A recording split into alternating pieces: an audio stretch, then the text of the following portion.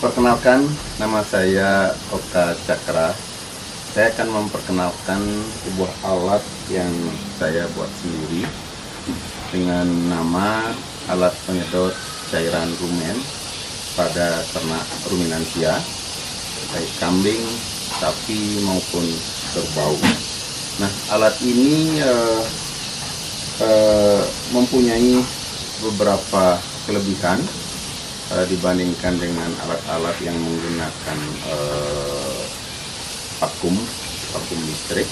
Yang pertama, alat ini mudah kita bawa ke kandang apabila kandang berada tersebar di masyarakat. Kemudian yang kedua, alat ini dapat mengambil cairan rumen dengan cepat karena sangat berbeda dengan menggunakan vakum listrik. Kalau menggunakan vakum listrik biasanya sering tersumbat di dalam rumen karena daya serapnya terlalu keras dan secara terus-menerus. Namun apabila kita menggunakan alat ini akan daya sedotnya secara perlahan dan dapat kita atur sehingga ujung yang masuk ke dalam rumen ini tidak akan tersumbat, sehingga cairan rumen dapat kita peroleh. Nah, alat ini pertama terdiri dari Erlenmeyer sebagai penampung daripada cairan rumen yang kita sedot. Kemudian ada beberapa selang yang kita gunakan yang berukuran 5/14 kubik kecil. Ya, kemudian nanti ada selang ukuran besar yang kita masukkan ke dalam mulut kambing itu sebagai pelindung daripada selang ini. Nah, pompa ini kita buat sangat sederhana, dengan cukup menarik beberapa kali dia akan dapat menimbulkan vakum di dalam selang ini sehingga di ujung daripada ini bisa menyedot cairan rumen. Nah, ujung daripada selang ini kita kasih pemberat dan beberapa lubang sebagai penyaring di dalam rumen. Pompa ini terdiri dari dua klep. Yang pertama adalah klep untuk memasukkan udara, untuk mengeluarkan udara yang ada dalam tabung ini. Kemudian klep yang kedua adalah untuk menarik udara yang dari tabung Erlenmeyer sehingga nanti akan dapat menyedot cairan rumen yang ada di dalam rumen itu sendiri. Nah, sekarang kita akan coba praktekkan pengambilan cairan rumen pada kambing yang yang belum diberikan makan. Jadi kita langsung nanti lakukan pengecekan terhadap pH dan lain sebagainya. Sekarang kita akan mencoba untuk mengambil cairan rumen pada kambing yang pagi hari ini sebelum diberikan makan. Namun biasanya kalau mengambil cairan rumen pada kambing yang setelah diberikan makan diusahakan supaya pengambilannya waktunya itu sama dengan perlakuan yang lainnya. Misalnya kalau mau diambil 3 jam atau 4 jam diusahakan ya 4 jam ya 4 jam, sehingga kalau kita perlu waktu 10 menit untuk mengambil cairan rumen maka ring pemberian makan itu juga harus di-ranking. Jadi yang pertama misalnya nomor 1 diberikan jam 8, yang kedua jam 8:10 menit sehingga tidak akan terjadi perbedaan waktu dalam pengambilan cairan rumen itu. Sebab kalau terjadi perbedaan, ada yang diambil 3 jam setelah makan, kemudian yang berikutnya diambil 4 jam setelah makan, maka akan terjadi perbedaan hasil yang sangat besar. Sehingga mungkin akibatnya bukan pengaruh perlakuan, tetapi pengaruh perbedaan waktu pengambilan cairan rumennya sendiri.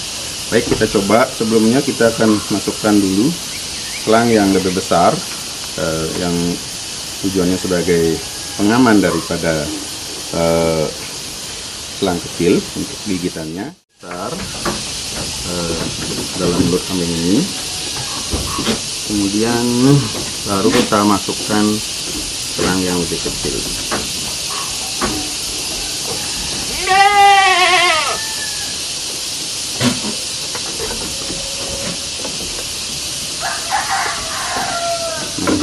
Batas kita perkirakan sudah sampai pada rumen,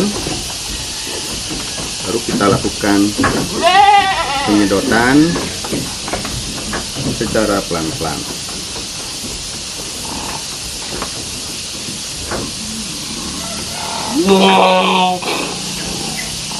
Jadi di sini dapat kita rasakan di pompa ini kalau sudah keras, kemungkinan sudah sampai pada cairannya. Tapi kalau mampet dia akan sangat keras tarikannya, sehingga kita tahu bahwa ujungnya akan mampet. Namun apabila terlalu ringan, maka kemungkinan ujung selang itu belum sampai kepada cairannya, atau dia ujungnya menghadap ke atas, sehingga akan menarik udara dan vakum pompa ini akan terasa ringan. Itu cara rumen sudah kita dapatkan, tapi masih sedikit, mungkin kalau perlu lagi. Nah, kita perlu juga kadang-kadang melakukan merubah posisi ujung selang ini dengan menarik kemudian memasukkan kembali, nah, sehingga akan ada perubahan posisi di dalam rumen, di ujung selang ini sendiri dalam rumen. Jadi kita mungkin tarik, kemudian masukkan lagi, tarik lagi, sehingga kalau dia mampetnya tidak terlalu keras, mungkin bisa lepas dengan menarik dan memasukkan kembali seperti ini. Ya, itu tujuannya adalah untuk merubah posisi ujung daripada selang yang ada dalam rumen. Nah, kalau kita lihat ini sudah kita dapatkan ya, dan kelihatan karena ini tidak terlalu disakiti gitulah, artinya nyaman saja dia, sehingga ini dapat kita lakukan. Jadi tidak terlalu menyakiti ternak ini. Nah, ini sudah kita dapatkan cairan rumen, dan selang jangan divakum ketika kita menggunakan untuk tidak menyedot salipa. Nah, ini ujungnya yang agak sudah mulai mampet. Nah, kalau ini mampet secara keseluruhan, maka akan sangat keras vakum itu sendiri. Kalau ini kalau sudah mampet total, makanya kita harus menarik kembali.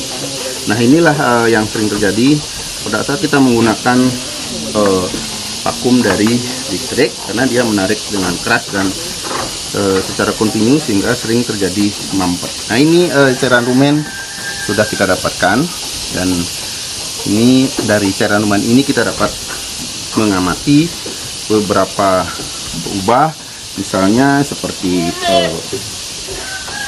kadar metaboliknya, ada NH3, ada PSA total, PSA parsial, asetat propionat butirat. Kemudian ada juga mikrobanya, misalnya protozoa, beberapa jenis bakteri, fungi, dan bakteri-bakteri yang lainnya. Nah, dari cairan rumen ini kita bisa lanjutkan mengukur pH-nya berapa, sehingga kita mengetahui berapa pH cairan rumen dari ternak kambing ini. Ini cairan rumen yang sudah kita dapatkan tadi. Kita coba lakukan pengukuran terhadap pH-nya yang paling gampang dengan menggunakan pH meter yang seperti ini. Kita coba cek berapa pH cairan rumen yang kita dapatkan tadi. Nah, biasanya kalau kita ujung daripada selang itu menyedot di mulut, itu sering kemasukan saliva. Maka kalau kita mau memasukkan selang itu, sebelum sampai di rumen, jangan dilakukan penyedotan. Demikian juga waktu menarik selang itu.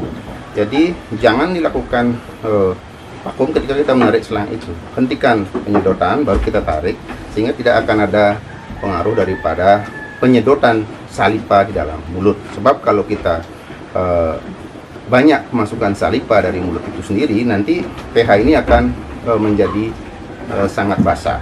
Jadi bisa-bisa di atas 7. Dari situ kita sudah tahu bahwasanya, oh ini berarti tadi ada kesalahan begitu. Nah, ini pH ini yang kita dapatkan adalah 6,5. Ini pH cairan rumen pagi hari sebelum diberikan makan. Jadi ini termasuk posisi pH yang normal. ya. Nah, setelah ini dari cairan lumen ini kita dapat melakukan banyak pengamatan, ya. Jadi apakah mau mengamati protozoa, kita mungkin bisa amati langsung dengan menggunakan mikroskop. Kemudian kalau mau menanam, membiakkan daripada bakterinya juga dari cairan lumen ini juga kita ambil bisa. Jadi banyak hal yang dapat kita, termasuk juga mengamati gas metan dan lain sebagainya. Jadi banyak yang dapat kita lakukan pengamatan terhadap cairan lumen ini. Demikianlah serangkaian pengenalan alat penyedot cairan lumen. Kemudian kita sudah praktekkan pengambilannya dan sukses. Selanjutnya kita sudah melakukan pengukuran terhadap pH dari cairan lumen itu sendiri. Kita mendapatkan 6,5 dan informasi berikutnya silakan mungkin menghubungi kami di Fakultas Peternakan Universitas Udayana Denpasar.